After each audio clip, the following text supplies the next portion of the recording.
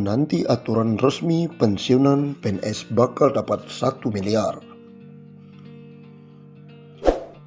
Tahun ini pemerintah membuka lowongan untuk calon pegawai negeri sipil atau CPNS. Salah satu kelebihan menjadi PNS adalah mendapatkan dana pensiun hingga hari tua. Nah, pemerintah saat ini tengah merancang untuk membuat skema dana pensiun PNS menjadi skema pulih pundit. Lewat skema pulih pundit ini, diperkirakan pensiunan PNS bisa mengantongi uang hingga 1 miliar. Hal tersebut langsung disampaikan oleh Menteri Aparatur Negara dan Reformasi Birokrasi (PAN-RB) Cahyokumolo beberapa waktu lalu. Terkait pemberian jaminan pensiun, pemerintah akan melakukan reformasi sistem pensiun berdasarkan iuran pasti, kata Cahyokumolo. Sayangnya, skema ini belum bisa terrealisasi karena pandemi COVID-19 yang melanda sejak tahun lalu.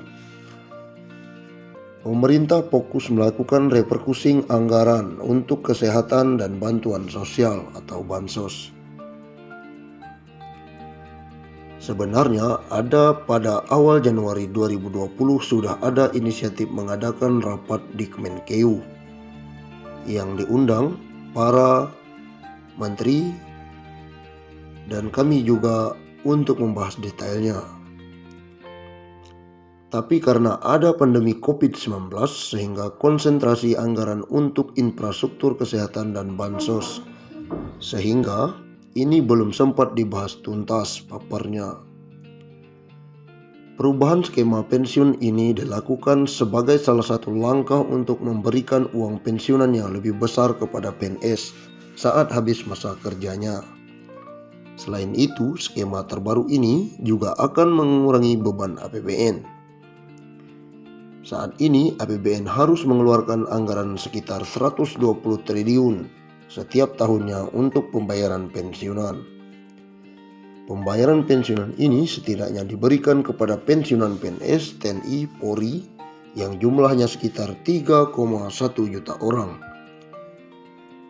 Kepala Badan Kepegawaian Negara Bima Arya menyebut bahwa pembahasan skema pensiun pulih pundit mengalir di Kementerian Keuangan, namun akan segera selesai agar bisa diterapkan dalam waktu dekat. Berbicara saat penandatanganan komitmen pembangunan mal pelayanan publik seperti dikutip CNBC Indonesia, Cahyo awalnya mengaku berbicara dengan PT Taspen. Apakah mungkin pensiunan PNS mendapatkan tunjangan hingga 1 miliar? Kami dengan Taspen juga sudah diskusi bagaimana pensiunan ASN itu nanti dapat tunjangan Taspennya bisa enggak mencapai 1 miliar.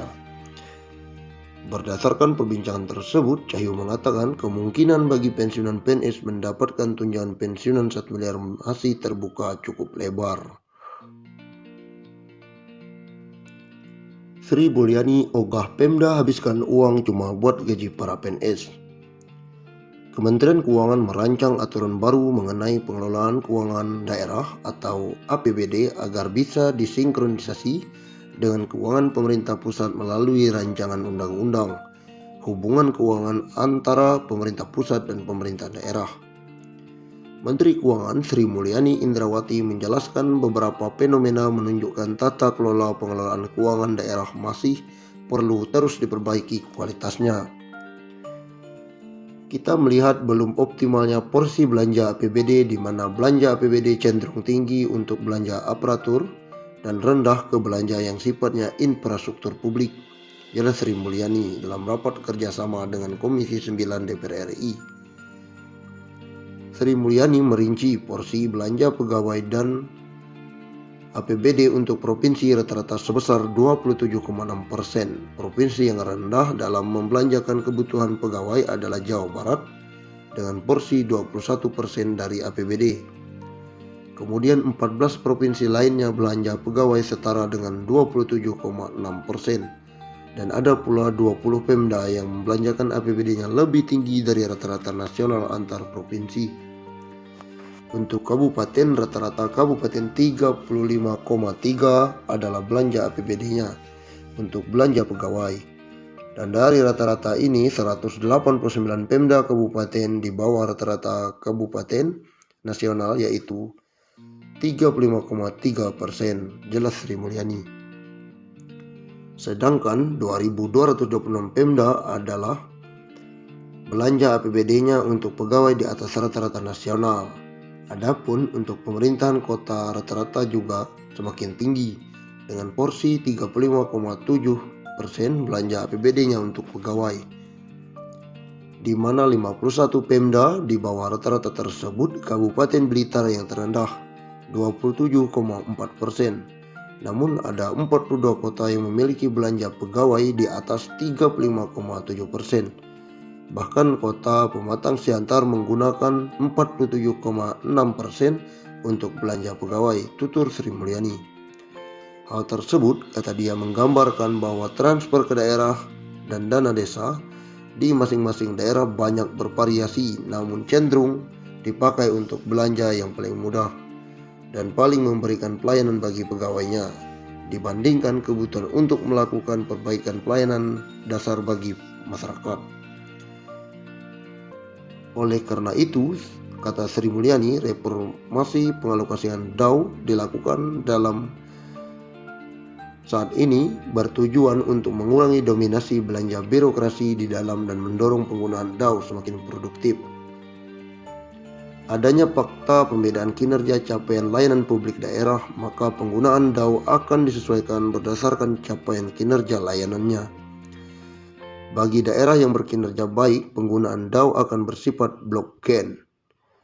Bagi daerah kinerja dengan rendah, maka penggunaan DAU merupakan kombinasi antara blok grant dan spesifik grant, jelas Sri Mulyani.